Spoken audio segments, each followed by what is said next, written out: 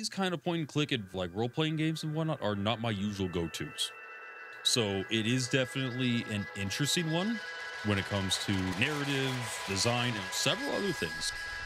I'd honestly give this game a... In the great city at the end of the world.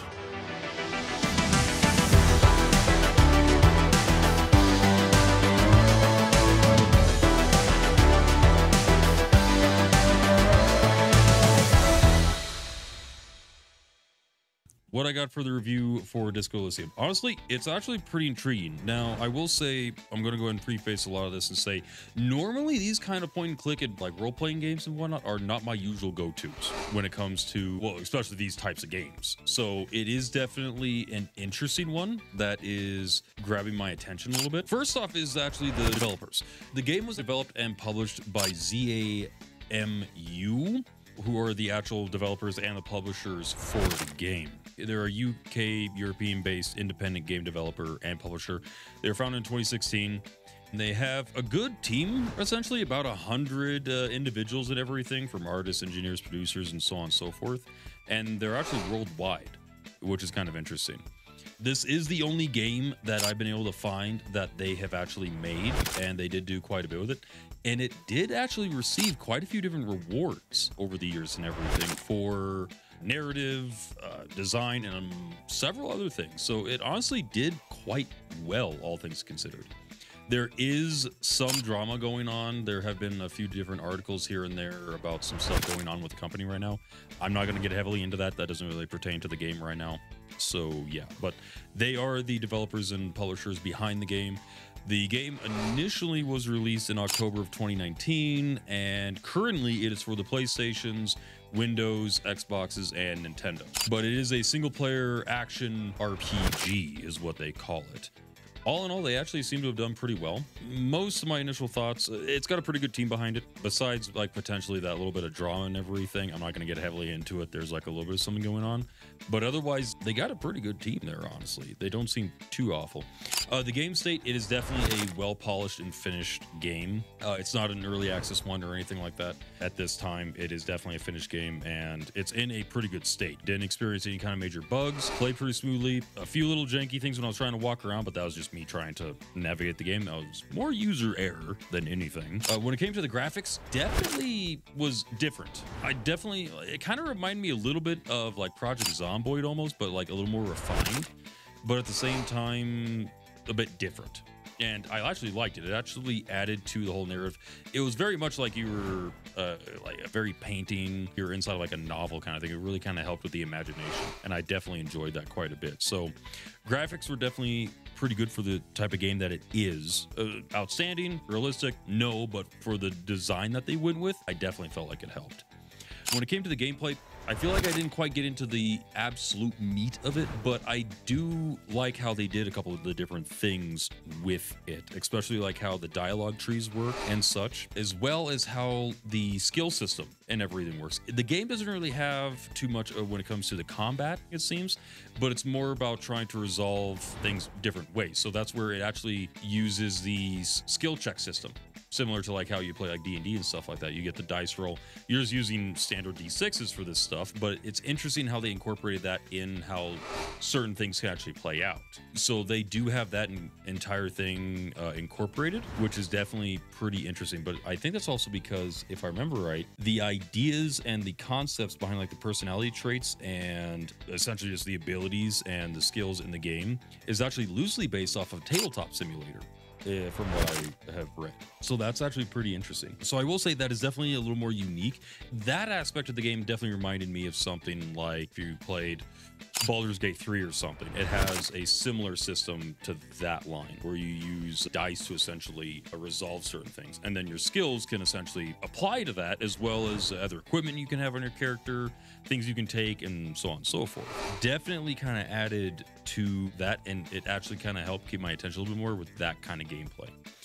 The sound design, I will definitely say, the sound design, very well done. I gotta say. Normally for some games like this, I don't really pay attention to that kind of stuff or even notice it, because I really feel like a lot of developers don't really go that detailed in the sound design for games like this, but they did very well with this when it came to the voice acting. I think the nice thing that I really like is the fact that you have the voice acting for the dialogue. A lot of games like this normally have a lot of dialogue options, and I will say that's one thing that kind of loses me for some games like this. But the fact that they actually had voice lines and you could choose how much dialogue you wanted for all of that definitely helps, especially for me, because I definitely like to hear voice lines and stuff like that when it comes to the dialogue in games, just because it kind of helps to keep my attention and it keeps me going. But that's just me. I'm not saying that's a bad thing. I just liked that, how they had that in the game. They also had a lot of really great settings when it came to that whole aspect of the different things they had in there. They really actually thought about a multitude of different things when it came to the settings in the game, and that definitely tied along very well with the dialogue and the sound. And even, like, again, like, there was a few sections in the gameplay where we were like talking to characters through doors or from a distance, and you could actually hear they actually sounded like they were from a distance. There was that extra little bit of immersion in there. It wasn't just somebody sitting there reading a script. You know, it actually sounded like the person was there. So it kind of added in a little bit more. It kind of helped. The controls are very simple and straightforward, nothing outlandish, but I will say that it was very, at least, well thought through. It wasn't, I didn't have to rebind anything or anything along those lines, which was very nice. Thankfully, majority of games that I come across, at least for me, I don't have to rebind stuff, but there are some other games where it gets a little bit iffy about how their controls are actually set up, so you got to redo things. Then we got the story and the lore. I will say that is very intriguing.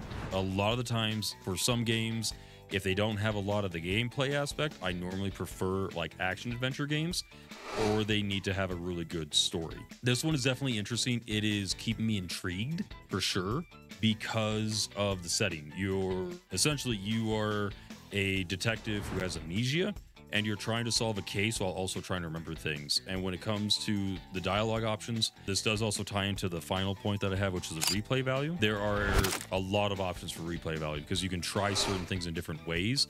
If you're an individual that really likes to get into the meat of things and try things different ways, there's definitely options there. But at the same time, if you're the individual that just likes to do a one playthrough and you're done, you also got those options too, which is pretty nice. But the story is definitely interesting, and the world it feels familiar, but it's also not, like, it's its own world. So that's kind of where, when it comes to the lore and everything, you do have plenty where you can learn things, but it also feels like you don't necessarily have to in order to play the game. So I feel like you don't miss out on too much, but there is enough there for you to learn. So yeah, honestly, I would probably say that I would give this game, for what it is and for what the developers built it to be and everything, it's got a really good story. It's intriguing. The replay value, I feel like it's there. It has a replay value, which is good. But when it comes to some games, when you don't, then it can kind of have the game a little more on the lackluster side where you kind of want a little bit more. And there's not a lot of replay value, then it's kind of concerning. But this one definitely has replay value, especially if you're the kind of individual that really enjoys these games. I don't normally, so I might not really get too deep into the game. I might try to play a little bit more. I'm going to keep it installed, come back to it every once in a while, maybe play a little bit more off stream, see what we got, but we'll just kind of see what happens with that. But otherwise, the graphics, really good. Gameplay, sound, controls, everything for what the game is and what it's trying to be is good. So I definitely give this game, for what it could be and everything, like, I'm not really blown away by the game as a whole, but there are definitely aspects of the game that I definitely enjoyed, that I liked. And normally when it comes to games like this, that doesn't happen too much. So I'd honestly give this game probably a 8 out of 10. I'm not blown away. Again, like, I'm not exactly like completely blown away. I'm not itching to get more, and this is me personally. Again, all these are just kind of what I take away from these games, but everyone's obviously got their own perspectives on it. But yeah, I'm just not blown away by it, but there are some intriguing values within the game. So no, an 8 out of 10 iron bars is what I'd give it, and I definitely think I will come back and try it a few times here and there. It's definitely not going to be like a main game, but it will be one that I will come back and try every once in a while, possibly. That is my take on the game. So there you go. That's what I got for you guys tonight.